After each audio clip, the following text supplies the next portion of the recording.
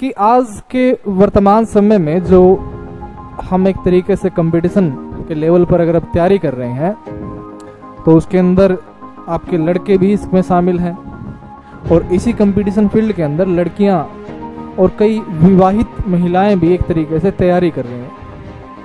और उनके तैयारी करने का जो मकसद है, जो सपने हैं, वो अलग अलग स्तर के हैं। कि जैसे अगर लड़कों का जिक्र किया जाए कि कई ऐसे भी लड़के हैं जो ये सोच समझ कर तैयारी कर रहे हैं कि अगर उनके पास एक रोजगार होगा, एक नौकरी होगी, तो उनके घर की आर्थिक परिस्थितियां ठीक हो सकती हैं। या फिर किसी के माता पिता की इच्छा है कि भाई उनका बच्चा गवर्नमेंट जॉब पर हो, उनके बच्चे के पास रोजगार हो, तो वो इस कारण इस सपने के साथ लगे हुए हैं। या कई ऐसे भी बच्चे हैं या ऐसे भी एस्पिरेंट हैं जो किसी के कहने या किसी के पिंच करने के कारण यहाँ पर किसी ने ताना दे दिया, कोई बात उनके दिल को ठेस पहुंचा गई, जिसके कारण इस तैयारी में लगे हुए हैं। या एक हमारे समाज के अंदर एक थोड़ा सा नियम है आज वर्तमान समय में कि समाज के मुख्य निर्णयों के अंदर उन व्यक्तियों की भागीदारी ली जाती है या उनके जो विचारों को सबसे ज्यादा सुना जाता है कि जिनके पास रोजगार होता है या नौकरी है या कोई व्यवसाय संबंधी उनके पास कार्य है। और समाज के अंदर सफलता का जो एक दृष्टिकोण है वो उन्हीं व्यक्तियों को देखा जाता है। तो कई उस प्रतिष्ठा को प्राप्त करने में लगे हुए हैं और उसी के संदर्भ में जो समांतर श्रेणी के अंदर जो लड़कियां हैं जो तैयारी कर रही हैं कि किसी के माता पिता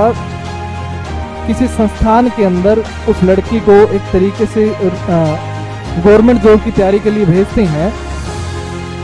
तो उनके पीछे भी कुछ एक सपने होते हैं। और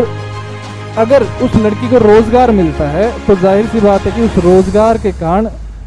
उस समाज के अंदर कई लड़कियों को फिर रास्ते जो होते हैं वो खुल जाते हैं कि अगर ये कर सकती है तो हमारी लड़की क्यों नहीं कर सकती। और उन माता पिता की सोच के कारण समाज की सोच में भी ये बदलाव आता है कि एक पॉजिटिव सोच समाज के अंदर होती है और उस सोच के कारण जो सबसे कि भाई कन्या भ्रूण हत्या की जो एक पाप है उसके अंदर बदलावों को देखा जा सकता है। और उसके साथ कहीं ज्यादा कि एक बेटी के जन्म को जो अभिशाप माना जाता है कि उसको भी ऐसे